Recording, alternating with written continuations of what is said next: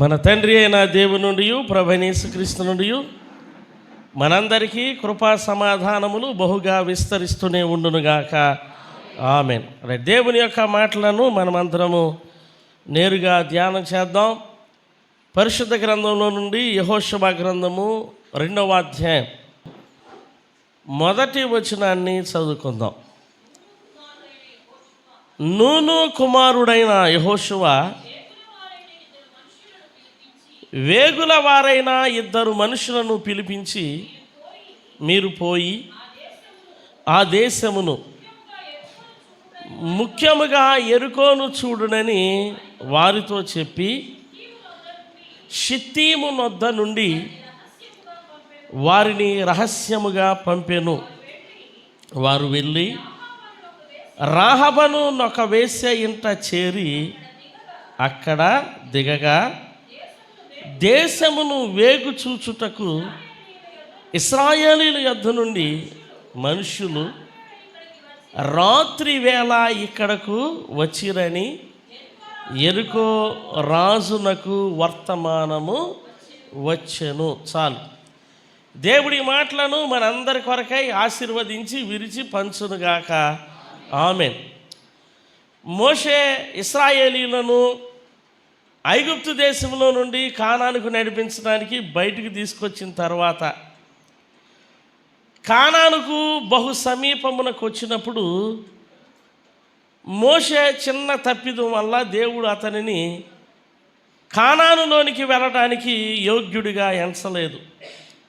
అందువలన అతని తర్వాత ఆ బాధ్యతల నిర్వహణ యెహోషువ చేతికి అప్పగించి, అనగా మోషే అతని యొక్క హస్తములు యెహోషువ మీద పెట్టి అభిషేకించబడిన తరువాత దేవుడు ధైర్యము కలిగిన వాడై యెహోషువ నాయకత్వమందు వ్యక్తిత్వమందు నమ్మకం కలిగిన వాడై మోషేను తన సన్నిధికి పిలుచుకోవటం జరిగింది.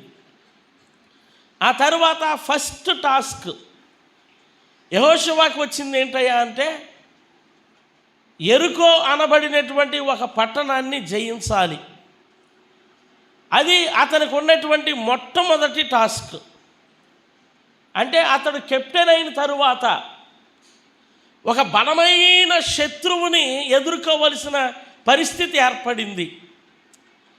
ఇంత బలమైనటువంటి శత్రువుని ఎదుర్కోవలసి వచ్చినప్పుడు అతడు 2 మనుషులను తనకు ఆధారంగా నిలబెట్టుకోవడం జరిగింది. 2 ఆధారం చేసుకుని తన బలమైనటువంటి పనిని ప్రారంభించడం జరిగింది. ఆ 2 గురించి ఈరోజు నేను మీతో మాట్లాడి మనందరికి కావలసినటువంటి వర్తమానాన్ని చెప్పడానికి ఇష్టపడతా ఉన్నాను. ఈరోజు నేను ఆ 2లో నుంచి ఇంగ్లీష్లో ఒక చిన్న పదాన్ని మీ అందరికీ నేర్పాలని కోరుకుంటున్నాను. హల్లెలూయా. రైట్, నాతో పాటు అనండి ఈ మాట అందరూ. Be smart. హల్లెలూయా. రైట్, అందరూ దీన్ని గుర్తుపెట్టుకోండి. ఇంగ్లీష్లో 2 పదాలు. Be smart. స్మార్ట్ అంటే ఏమి లేదు, కాస్త జ్ఞానయుక్తంగా ఉండటాన్ని ఏమంటారంటే స్మార్ట్ అంటారు. అంటే మరీ అవివేకంగా, మరీ అజ్ఞానంగా, మరీ తెలివి తక్కువగా ఉండకుండా తెలివిగా ఉండటాన్ని, వివేకంగా ఉండటాన్ని, జ్ఞానయుక్తంగా ఉండటాన్ని ఏమంటారు అని అంటే బి స్మార్ట్ అని అంటారు. అంటే ఇంటెలిజెన్స్ వేరు, కానీ బీ స్మార్ట్ అనేటువంటి మాట ఎందుకు నేను ఇలా చెప్పాల్సి వస్తుంది అని అంటే, మనం ఎంత నేర్పరులమైనా, మనం ఎన్ని విషయాలు తెలుసుకున్నా కొన్నిసార్లు ఏం జరిగిద్ది అని అంటే, ఒకే ఒక్క చిన్న విషయంలో ఒక్కసారిగా మనం అందరం అవివేకవంతులమైపోతాం, ఒక్కసారిగా తెలివి తక్కువలమైపోతాం. ఎలా ఉంటుందంటే ఆ ఒక్క చిన్నది మనకు చాలా నష్టాన్ని కలిగించిద్ది. వాస్తవానికి మనం తెలియగలిగిన వాళ్ళమే, వాస్తవానికి మనం అనుభవం కలిగిన వాళ్ళమే, వాస్తవానికి ఇలాంటివి ఎన్నో వ్యవహారాలు నడిపించిన వారమే.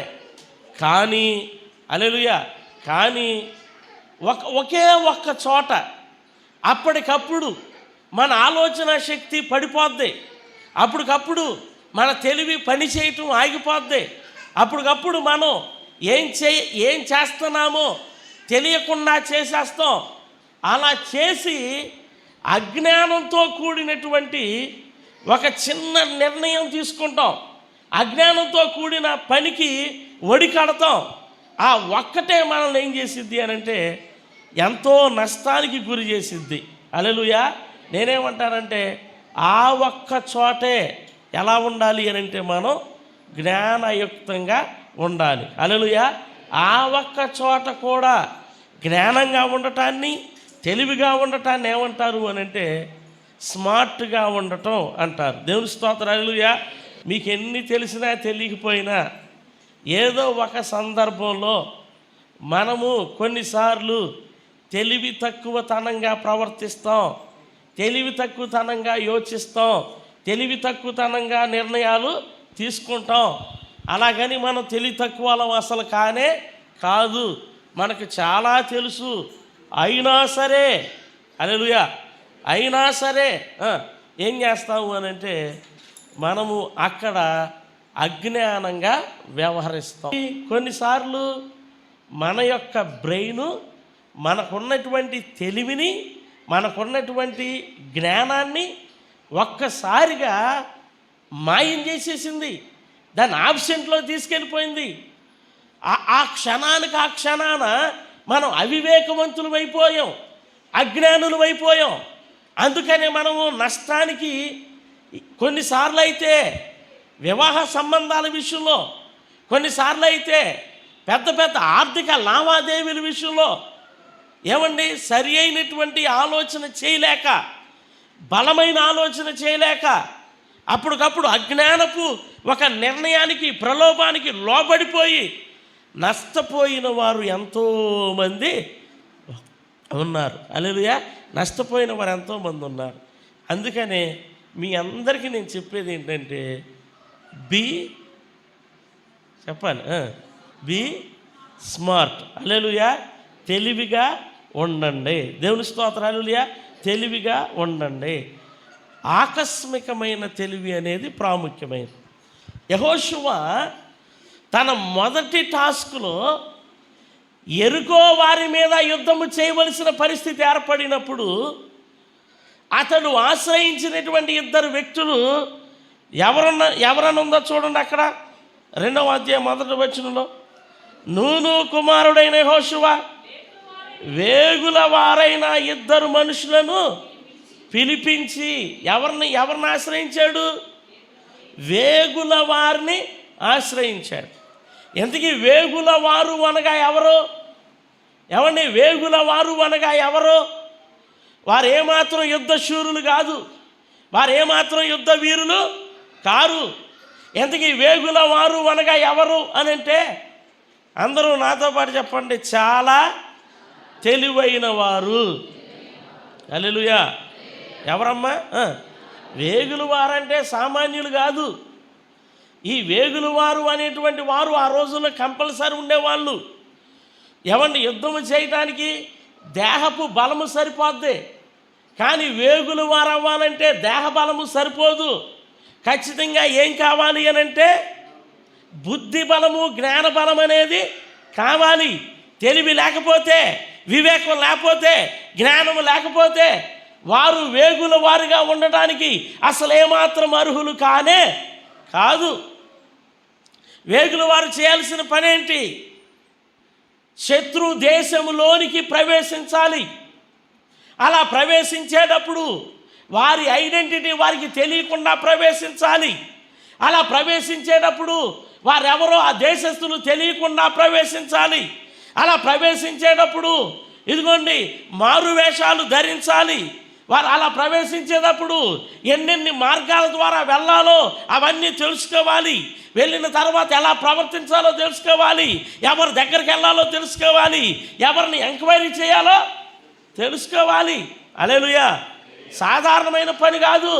ఆ దేశమంతటి మీద ఒక అవగాహనకు వచ్చేయాలి. ఆ ప్రజలందరి మీద ఒక అవగాహనకు వచ్చేయాలి. వారి యుద్ధ బలము మీద వారికి అవగాహన వచ్చేయాలి. వారికి ఉన్న సైన్యము మీద వారికి ఒక అవగాహన వచ్చేయాలి. హల్లెలూయా. అంటే వేగుల పని అంటే సామాన్యమైంది, వేగుల పని అంటే సామాన్యమైంది కాదు. హల్లెలూయా. అది చెయ్యాలి అని అంటే బుద్ధి బలం, జ్ఞాన బలం ఎంతో ఎంతో అవసరం. హల్లెలూయా. ఎంతో అవసరం. ఎంక్వైరీ చేసేవాడు అజ్ఞాని అయితే వాడే మనలను ముంచేస్తాడు, వాడే మన జీవితానికి నాశనకరంగా ఉంటాడు. మనకు ఎవరైతే విచారణకర్తల్లాగా ఉంటారో వారు ఖచ్చితంగా ఎవరవ్వాలి అని అంటే తెలివి కలిగిన వారుగా మాత్రమే ఉండాలి. హల్లెలూయా. అంటే ఒక పెద్ద యుద్ధం ఎవరి మీద ఆధారపడి ఉంది ఇప్పుడు? ఆ వేగుల వారైన ఇద్దరి మీదే ఆధారపడి ఉంది. వెళ్ళి వచ్చి యెహోషువతో యెరికో గురించి, యెరికో సైన్యము గురించి, యెరికో రాజును గురించి ఏదైతే చెప్తాడో దాన్ని బట్టే యెహోషువ నిర్ణయం తీసుకుంటాడు. దాన్ని బట్టే యెహోషువ సన్నద్ధుడవుతాడు. ఒకవేళ వారు గనక యెహోషువని భయపెట్టారో యెహోషువ ఆగిపోతాడు. యెహోషువ వారి మీదకి యుద్ధానికి చేయడానికి కూడా వెళ్ళడు. ఎందుకంటే వేగుల వారి రిపోర్టు అంత పర్ఫెక్టు. దేవుని స్తోత్రం. హల్లెలూయా. వేగుల వారి రిపోర్టు అంతా పర్ఫెక్ట్ అన్నమాట. దేవునికి స్తోత్రం. హల్లెలూయా. ఇది సామాన్యమైనటువంటి జాబ్ కాదు, వారు సామాన్యమైనటువంటి వ్యక్తులు కాదు. నేను మీకు మాట చెప్తాను, మీ జీవితాలు బాగుండాలంటే, మీ కుటుంబ జీవితాలు బాగుండాలంటే, మీ జీవనోపాధి బాగుండాలంటే, మీ వ్యవహారాలు బాగుండాలి అని అంటే మీ అందరికీ నేను ఇచ్చే సలహా ఏంటంటే ఆ వేగుల వారి వలె బీ స్మార్ట్. హల్లెలూయా. తెలివిగా ఉండండి. దేవుని స్తోత్రం. Hallelujah. If you are not smart, నీవు తెలివిగా ఉండలేదో నీ గోతిని నువ్వే తవ్వుకుంటావు, నువ్వు కూర్చున్న కొమ్మని నీవే నరుక్కుంటావు. జాగ్రత్త. హల్లెలూయా. Be smart. దేవునికి స్తోత్రం. హల్లెలూయా. హల్లెలూయా. ఇప్పుడు నేను మీ ముందు ఈ బీ స్మార్ట్ అనే అంశం మీద కొన్ని విషయాలు చెప్పడానికి ఇష్టపడతా ఉన్నాను. యెహోషువ అనుకున్నాడు, వీళ్ళిద్దరు చాలా తెలివి కలిగిన వాళ్ళు, వీళ్ళిద్దరు చాలా జ్ఞానవంతులు, ఎలాగైనా వెళ్ళిపోతారు, ఎలాగైనా దాక్కుంటారు, ఎలాగైనా వారిని వారు కాపాడుకుంటారు, ఎలాగైనా సరే. హల్లెలూయా. ఎలాగైనా సరే అక్కడి నుంచి మంచి సమాచారాన్ని తెస్తారు అని వారిద్దరి మీద నమ్మిక పెట్టి అక్కడికి పంపించాడు. యెహోషువ గ్రంథము 2వ అధ్యాయంలో మొదటి వచనం ఏమనుందంటే చివరిలో వారు వెళ్ళి రాహాబును ఒక వేశ్య ఇంట చేరి అక్కడ దిగగా, 2వ వచనం చదవండి ఏమనుంది? దేశమును వేగు చూచుటకు ఇశ్రాయేలీల యొద్ద నుండి మనుషులు రాత్రి వేళ ఇక్కడికి వచ్చిరని యెరికో రాజునకు వర్తమానము వచ్చెను. హల్లెలూయా. నేను అడిగే ప్రశ్న, నా కోణాన్ని మీరు అందరూ అర్థం చేసుకోండి. వారు తెలివి కలిగిన వాళ్ళు, వారు మేధావులు, వారు జ్ఞానవంతులని ఆ ఇద్దరిని పంపించాడు. రాత్రి వేళ వెళ్ళారు. వారి అలసట తీర్చుకోవడానికి అనువగునట్లుగా ప్రాకారము పైకెక్కి అక్కడ ఉన్నటువంటి ఒక ఇంటిలో దిగారు, వేశ్య ఇంటిలో దిగారు. ఎప్పుడైతే వీరు వేశ్య ఇంటిలో దిగారో యెరికో చుట్టూత, యెరికో లోపల ఒక వార్త వ్యాప్తి చెందుతా వెళ్ళిపోయింది. ప్రాకారము మొదలుకొని ఆ వార్త దాటి దాటి దాటి దాటి దాటి రాజుగారి కోటలో ఉన్న, హల్లెలూయా, రాజుగారి దగ్గరకు వెళ్ళింది. దేవునికి స్తోత్రం. హల్లెలూయా. ఆ సమయంలో రాజు ఏం చేస్తూ ఉండుంటాడు చెప్పండి?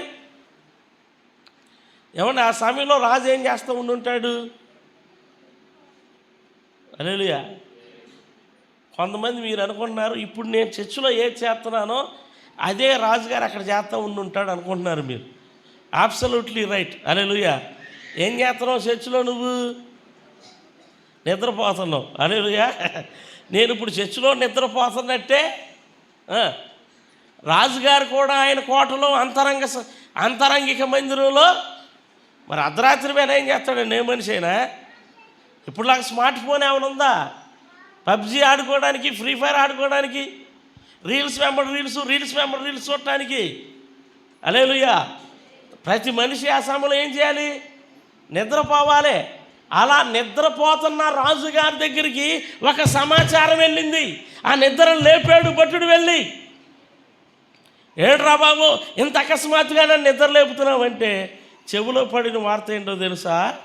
అయ్యా, మన దేశమును వేగు చూచుటకు ఇశ్రాయేలు దేశము నుండి 2 వేగుల వారు వచ్చారు. హల్లెలూయా, హల్లెలూయా. రైట్, అందరూ నాతో చెప్పండి. ఈ విషయం రాజుగారికి తెలియటానికి వారు వచ్చినప్పటి నుంచి ఎన్ని రోజులు బట్టి ఉంటుంది?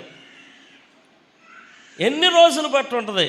వారం ఏ వారం, బి నెల, సి 3 నెలలు, డి 1 రోజు. హల్లెలూయా. ఎన్ని నెలలు బట్టి ఉంటుంది? ఎన్ని రోజులు బట్టి ఉంటుంది? చెప్పాలి. ఎబ్బే, వారం కాదు, నెల కాదు. ఎన్ని రోజులు పట్టింది? 1 రోజే. ప్రభు నన్ను క్షమించును గాక. రోజు కూడా కాదు. హల్లెలూయా. రోజు కూడా కాదు. బహుశా సాయంకాలం ప్రయాణం చేసి వచ్చి ఉంటారు. వాళ్ళు ఇంకా నిద్రపోవటానికి కూడా పూనుకోలేదట. ఎవరో ఈ వేగు వచ్చిన వారు. మీకు ఆ మాట నేను చూపిస్తాను చూడండి. అక్కడ 8వ వచనం చదవండి. 2 ఆ వేగుల వారు దేని మునుపు సాయంకాలం ప్రయాణం చేసి వచ్చారు.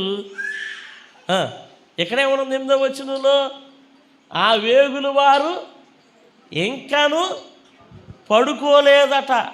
మీరు గమనించండి, సాయంకాలమున వచ్చారు, వారు ఇంకాను పడుకోలేదు. ఈ మధ్యలోనే హల్లెలూయా వితిన్ అవర్, 1 గంట వ్యవధి లోపే, లేకపోతే 2-3 గంటల వ్యవధి లోపే ఈ వేగుల వారు వచ్చారన్న సంగతి చెప్పాలి. ఎవరు తెలిసిపోయింది? రాజుగారి కోటలో ఉన్న రాజుగారికి తెలిసిపోయింది. దేవునికి స్తోత్రం. హల్లెలూయా. ఇప్పుడు చెప్పండి, ఎవరు స్మార్ట్? ఎవరు స్మార్ట్? వీళ్ళిద్దరు స్మార్టా? చెప్పాలి. ఎరుకో వారు స్మార్టా? అందరూ ఈ మాట గ్రహించండి. యెహోషువ వీళ్ళిద్దరిని ఎవరైనా పంపించాడు? వీళ్ళిద్దరూ చాలా తెలివి కలిగిన వాళ్ళు అని పంపించాడు. అరే, వీరిద్దరు అక్కడికి వెళ్ళినా 1-2 గంటల్లోనే చెప్పాలి తెలిసిపోయారండి, దొరికిపోయారండి. ఎవరు స్మార్టు? ఎవరు స్మార్టు? ఆ ఎరుకో పట్టణస్థులే స్మార్టు. ఎరుకో రాజే స్మార్టు. హల్లెలూయా. నీ శత్రువు గురించి, నీ విరోధమైన పరిస్థితుల గురించి తక్కువ అంచనా వేస్తున్నావేమో జాగ్రత్త. సాతాను గురించి తక్కువ అంచనా వేస్తున్నావేమో జాగ్రత్త. పాపాని గురించి తక్కువ అంచనా వేస్తున్నావేమో జాగ్రత్త. నీ ఇంటి వారి గురించి తక్కువ అంచనా వేస్తున్నావేమో జాగ్రత్త. The Satan is more smarter than you. సాతాను నీ శత్రువు, నీ విరోధి, నీ సమస్య నీకన్నా స్మార్ట్గా పనిచేస్తుంది. అది నువ్వు గుర్తుపెట్టుకో. You are fighting not with a foolish person. నీవు తెలివి తక్కువ సమస్యలతో, తెలివి తక్కువ వ్యక్తులతో పోరాటలేదు, చిన్న వాటితో పోరాటలేదు. ఆ ఇద్దరు వేగులు చూడటానికి వెళ్ళిన వారు ఎలాంటి వాళ్ళు వారంటే వారికన్నా 1000 రెట్లు ఎక్కువ తిన్న వాళ్ళే. దేవునికి స్తోత్రాలు. వారికన్నా 1000 రెట్లు ఎక్కువ తిన్న వాళ్ళే. వాళ్ళిద్దరు అనుకున్నారు మాకేంటి మేధావులు, హల్లెలూయా, మేము చాలా చోట్లకి వెళ్ళాం, చాలాసార్లు దాక్కున్నాం, చాలా తెలివిగా వ్యవహరించాం, చాలాసార్లు బయటికి వచ్చేసాం, మా గురించి ఎవరికి తెలిసిద్ది అని అక్కడికి వెళితే పిచ్చోళ్ళు వాళ్ళిద్దరికీ తెలియలా. ఎరుకో పట్టణస్తులండి. వారిద్దరికన్నా హల్లెలూయా ఇంగ్లీష్లో మాట ఉంటుంది, ఓవర్ స్మార్ట్ అని మాట ఉంటుంది. హల్లెలూయా ఏ మాట అండి అది? Over smart. దేవుని స్తోత్రం. హల్లెలూయా. నీ శత్రువు ఏదైతే ఉందో, నీ సమస్య ఏదైతే ఉందో అది ఏమాత్రము చిన్నది కానే కాదు. హల్లెలూయా. దానిదే ఉంది అని ఇప్పుడు నువ్వు అనుకున్నావేమో, అది నాకు చాలా ఈజీ అనుకున్నావేమో, నువ్వు నిర్లక్ష్యంగా ఉన్నావేమో. నీవు జాగ్రత్త. నీకు తెలియకుండా చాలా జ్ఞానయుక్తంగా పని చేస్తుంది. నువ్వు అనుకున్నావు నేను అలసిపోయి వచ్చాను, కాసేపు ఆగితే ఈ ఇంటిలో ఉంటే మా గురించి ఎవరికి తెలీదు, ఇక్కడే పడుకొని పొద్దున్నే వెళ్ళొచ్చు అని మీరు అనుకునే లోపు రాత్రికి రాత్రే శత్రువు బయలుదేరిపోయాడు. రాత్రికి రాత్రే శత్రువు నేను పట్టుకోవడానికి సైన్యముతో వచ్చేస్తున్నాడు. అది ఆలోచించాలి. Hallelujah. The enemy is acting over smart than you. నీకన్నా జ్ఞానయుక్తంగా పనిచేస్తున్నాడు శత్రువు. ఈ సామాన్యమైన శత్రువు కానే కాదండి. హల్లెలూయా. సామాన్యమైన శత్రువు కానే కాదు. నిన్ను ఎలా ఆకర్షించాలో, నిన్ను ప్రార్థన చేయకుండా ఎలా ఆపాలో, నువ్వు పూనుకోనకుండా ఎలా ఆపాలో, నువ్వు మందిరానికి రాకుండా ఎలా ఆపాలో, నిన్ను ఆత్మీయ స్థితిలో ఎలా దిగజార్చాలో నీకన్నా ఎక్కువ ప్లాన్లు రచిస్తున్నాడు. నీ మీద ఎప్పుడో దృష్టి పెట్టేశాడు. నిన్ను నీవు ఎక్కువ అంచనా వేసుకో. మాకు శత్రువైనటువంటి సాతానును కూడా తక్కువ అంచనా వేయొద్దు. హల్లెలూయా. యెహోషువ అనుకున్నాడు వీళ్ళిద్దరు స్మార్ట్ అనుకున్నాడు, కానీ పారు తేల్చేశారు. వాళ్ళేం తెలివి కలిగిన వాళ్ళరా? తెలివి కలిగిన వాళ్ళం అంటే మేము. మా దేశములోనికి వచ్చినటువంటి ఇద్దరు వ్యక్తులు. హల్లెలూయా. ఎవరు చెప్పండి? మా దేశంలోనికి వచ్చిన ఇద్దరు వ్యక్తులు. హల్లెలూయా. వాళ్ళు ఎవరో, ఏ దేశము నుండి వచ్చారో, హల్లెలూయా. అసలు ఇంకా బాగా చెప్పాలంటే ఇశ్రాయేలు నుండే వచ్చినట్టు కరెక్ట్గా చెప్పేశారు. ఎందుకు వచ్చారు? వేగు చూడటానికే వచ్చినట్టు కరెక్ట్గా చెప్పేశారు. ఇంకో గొప్ప విషయం చెప్తాను వినండి, వాళ్ళు ఎంత స్మార్టో. ఎక్కడున్నారా అని వెతుక్కునే పని లేకుండా మనం కనుక గూగుల్లో నుంచి మ్యాప్ పంపిస్తే మనం ఎక్కడున్నామో కరెక్ట్గా పాయింట్ చూపించింది ఏది? Google map.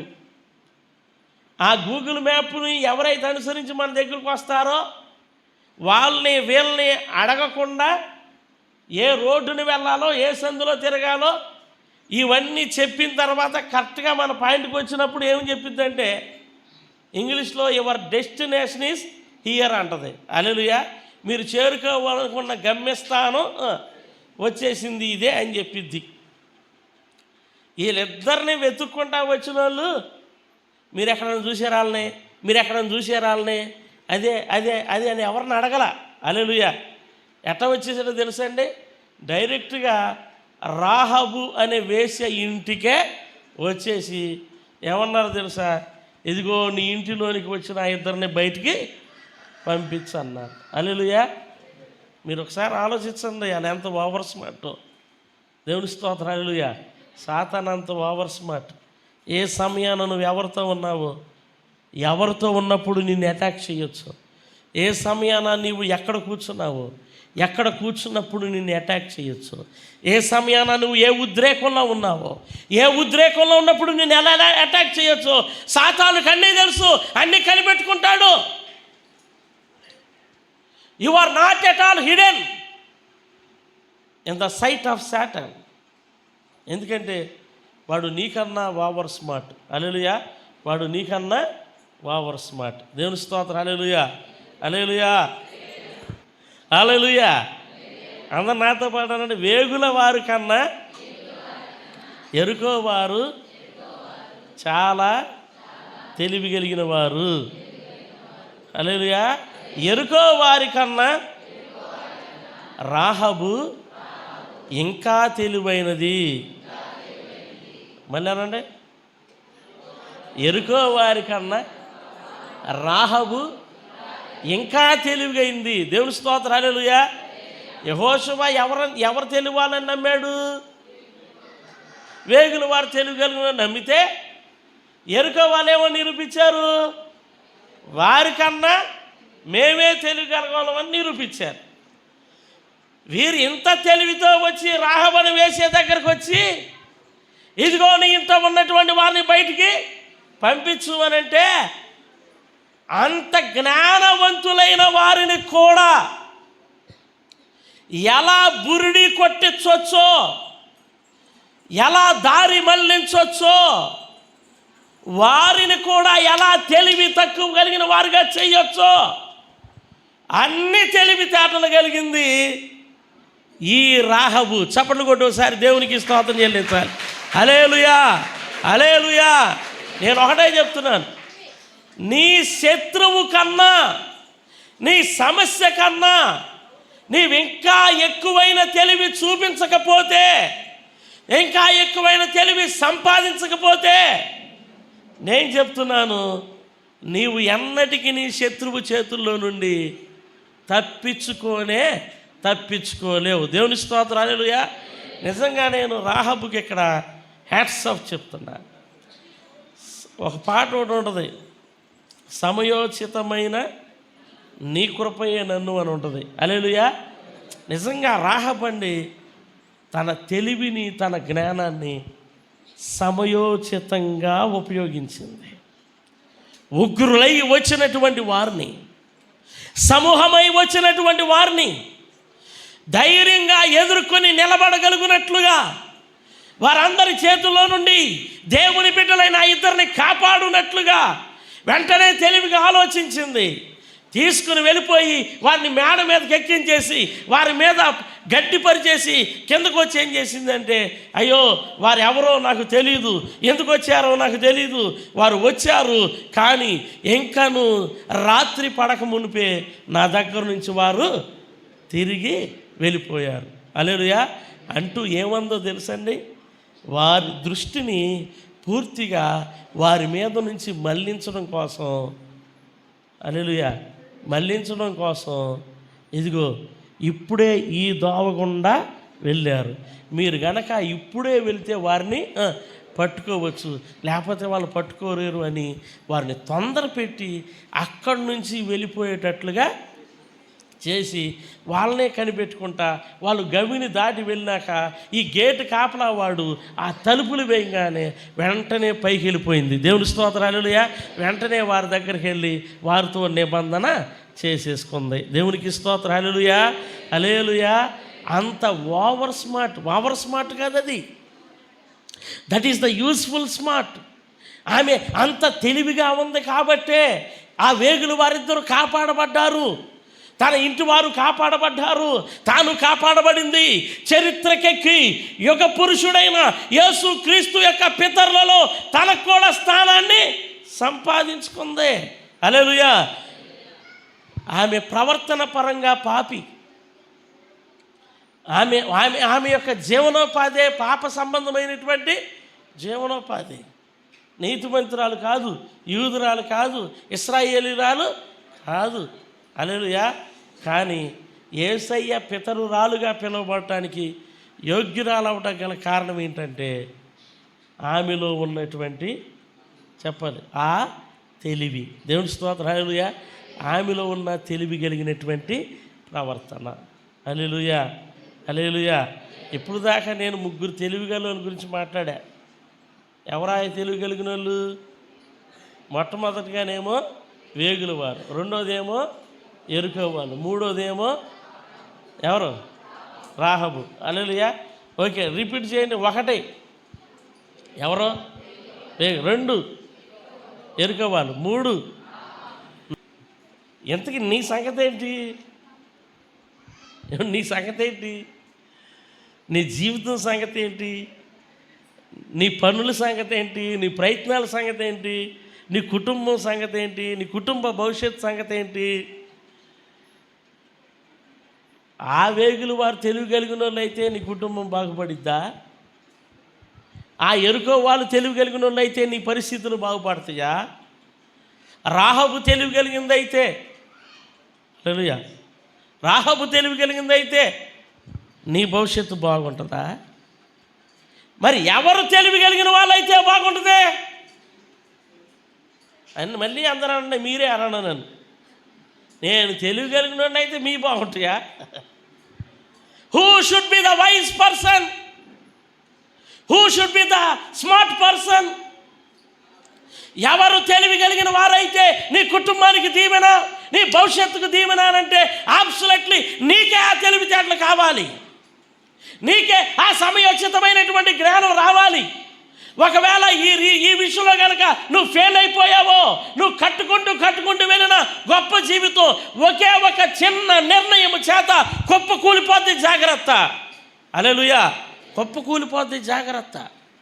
అవివేకపు నిర్ణయాలు, అవివేకపు చర్యలు, అవివేకపు అభిప్రాయాలు చాలా జాగ్రత్త అండి, చాలా ఇబ్బందికి గురి చేస్తాయండి. జీవితాన్ని ఒకసారిగా తలక్రిందులు చేసేసిద్దండి. ఆ ఒక్కటి రాకుండాను గాక అలా ఒక్కటి తెలివి తక్కువ నిర్ణయం, ఆ ఒక్కటి అవివేకపు నిర్ణయం మన జీవితంలోనికి ఎప్పుడునూ ప్రవేశింపకుండును గాక. ఆమేన్, హల్లెలూయా. ఎందుకంటే ఆ ఒక్కటే తేడా చేసేసింది. హల్లెలూయా, ఆ ఒక్కటి తేడా చేసేసింది. ఇప్పుడు నిన్ను నీవు పరిశీలన చేసుకో. నాకు ఆ తెలివి ఉందా లేదా? నాకు ఆ జ్ఞానం ఉందా లేదా? హల్లెలూయా, నాకు ఆ జ్ఞానం ఉందా లేదా? ఒకవేళ లేకపోతే యాకోబు పత్రికలో ఒక మాట ఉంటుంది, మీలో ఎవరికైనాను జ్ఞానము కొదువైన ఎడల ఆయన అడగండి, ఆయన అడిగే వారిని లేదు అనడు, అడిగిన వారికి విస్తారంగా ఇస్తాడు. దేవునికి స్తోత్రం, హల్లెలూయా. తెలివి లేనప్పుడు డబ్బు ఎందుకు? తెలివి లేనప్పుడు వాహనాలు ఎందుకు? తెలివి లేనప్పుడు ఆభరణాలు ఎందుకు? నేను చెప్పేది అదే. అన్నిటికంటే ముఖ్యమైనది ఏంటి? తెలివి అనేదే కావాలి కదా, తెలివి అనేదే కావాలి కదా. ఈరోజు ఆ ముగ్గురిని వదిలేయండి. అసలు నువ్వు కాకుండా నీ ఇంట్లో ఉన్న అందరూ పరిశీలన చెయ్యి. ఎవరన్నా తెలివి కలిగిన వాళ్ళు ఉన్నారా లేరా? హల్లెలూయా. తెలివి ఉంటేనే నీ భవిష్యత్తు బాగుంటుంది, నీ కుటుంబ జీవితం బాగుంటుంది. తెలివి లేకపోతే చాలా చాలా కష్టం. అందరూ మోకరించండి. తెలివి లేనోళ్ళు మాత్రమే స్వరాలు తెరిచి ప్రభు సన్నిధిలో బుద్ధి జ్ఞానముల సర్వ సంపదలు గుప్తమై ఉన్న ఆ దేవుణ్ణి అడగండి. రెండు చేతులు దోసిలిలా పట్టుకోండి. ప్రభుని ప్రాధేయపడండి. నీవు తెలివి తక్కువతనంగా ఉండకూడదు నాన్న, తెలివి తక్కువతనంగా ఉండకూడదు తల్లి, నీవు తెలివి తక్కువతనంగా ఉండకూడదు చెల్లి. నోరు తెరిచి ఇప్పటికే చాలాసార్లు నీ తెలివి తక్కువ నిర్ణయాలతో, నీ తెలివి తక్కువ మాటలతో, నీ తెలివి తక్కువ ఆవేశముతో, నీ తెలివి తక్కువ ఉద్రేకముతో ఎన్నో నష్టాలు చూసావు, ఎన్నో బాధలు పడ్డావు. వద్దొద్దు. స్వరము తెరువు. తెలివిని పెంచుకో, జ్ఞానమును పెంచుకో, వివేకమును పెంచుకో. ప్రభు ఈరోజు వాగ్దానం ఇస్తున్నాడు. అడిగిన వారికి ఇస్తాడు. స్వరము తెరువు. అయ్యా ప్రభా నాయన, నేను నష్టపోకూడదయ్యా, నా ఇంటి వారు నష్టపోకూడదయ్యా, నా భవిష్యత్తు నష్టభరితంగా మారకూడదయ్యా, నా ప్రయత్నాలు నష్టభరితంగా మారకూడదయ్యా దేవా, నా ఉద్దేశాలు నష్టభరితంగా మారకూడదు ప్రభా. దయచేసి ప్రభా నాయన, ఏ అవివేక నిర్ణయము నేను తీసుకోకుండానట్లుగా, ఏ అవివేకపు పనిని నేను చేయకుండానట్లుగా నాకు తగినటువంటి సమయోచితమైన తెలివిని నాకు దయచేయి, సమయోచితమైన జ్ఞానము నాకు దయచేయి ప్రభా. అందరూ ప్రార్థించండి. కావలసిన వారు అడగండి. నీకు అలవాటు లేని దాన్ని బట్టి ప్రార్థన చేయలేదో ఎంత నష్టపోతావో తెలుసా? ప్రార్థన సమయంలో నాకు కళ్ళు మూసుకోవటం రాదు, ప్రార్థన సమయంలో నోరు తెరవటం నాకు రాదు. ఇప్పుడు కూడా నేను అట్లాగే ఉంటాను, ప్రార్థన సమయంలో అటు ఇటు లేచి తిరగటమే నాకు ఇష్టం అని నువ్వు అనుకుంటే ఇప్పుడు కూడా లేచి అట్ట ఇటు తిరుగుతాను. ప్రార్థనా సమయంలో నేను పక్కన వాళ్ళతో మాట్లాడతాను అంటూ నువ్వు మరలా నువ్వు పక్కన వాళ్ళతో మాట్లాడుతూ ఉంటావు అంటే చాలా జాగ్రత్త. నువ్వేం కోల్పోతావో తెలుసా? ఏం కోల్పోతావో తెలుసా? దేవుడిచ్చే జ్ఞానాన్ని కోల్పోతావు, దేవుడిచ్చే తెలివిని కోల్పోతావు, దేవుడిచ్చే వివేకాన్ని కోల్పోతావు. ప్రేమ కలిగిన మా ప్రియ పరలోకపు రాజా, నిజముగా నీ ప్రేమ ఎంతో గొప్పది నాయన, నిజముగా నీ దయ ఎంతో గొప్పది ప్రభా నాయన. నీ ఆలోచనలు అతి గంభీరములు దేవా, నీకే స్తోత్రాలయ్యా. దేవా, వాటిని ఎవరైతే గ్రహించగలుగుతారో వారే ధన్యులు నాయన, వాటిని ఎవరైతే పొందుకుంటారో వారే ధన్యులు అవుతారయ్యా. కానీ ఈ రోజుల్లో ప్రభా నాయన, ఎంత విద్యావంతులైనా, ఎంత వ్యాపారవేత్తలైనా, ఎలాంటి గొప్ప స్థానంలో ఉన్నవారైనా సరే దేవా, కొన్ని విషయాలలోనైనా ఇప్పటికీ అవివేకవంతులుగానే ఉంటున్నారయ్యా, తెలివి తక్కువ కలిగిన వారుగానే ఉంటున్నారు ప్రభా. నమ్మబలికిన కొన్ని మాటలను నాయన వివేచించలేని వారు అవుతున్నారు ప్రభా. జరగబోవునదేదో ముందుగా గుర్తించలేని వారుగా ఉంటున్నారయ్యా. ఒక్కసారి విషయంలో ప్రభా తండ్రి నాయన, మాలో ఎవరైనా అలా ఉన్న ఎడల దయతో మీరు మమ్మల్ని క్షమించండి ప్రభా. ఇప్పటికే మేమేమైనా అవివేకపు నిర్ణయాలను బట్టి, అవివేకపు పనులను బట్టి ప్రభా మేమేదైనా నష్టపోయిన ఎడల దయతో మీరు మమ్మల్ని క్షమించండి ప్రభా. ఈరోజు నాయన ఇక్కడ ఉన్న వారందరి కొరకును, నా కొరకును, వాక్యం వింటున్న ప్రతి ఒక్కరి కొరకు ప్రార్థిస్తున్నాను ప్రభా నాయన.